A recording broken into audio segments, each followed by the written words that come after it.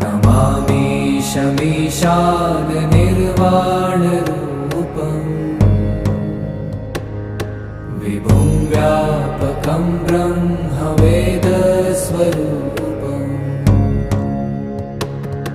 निजं निर्गुणं निर्विकल्पं निरीहम्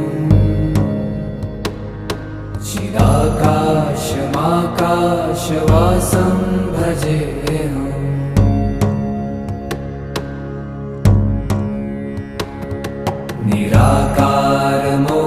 निराकारमोङ्कारमूलं तुरीयम्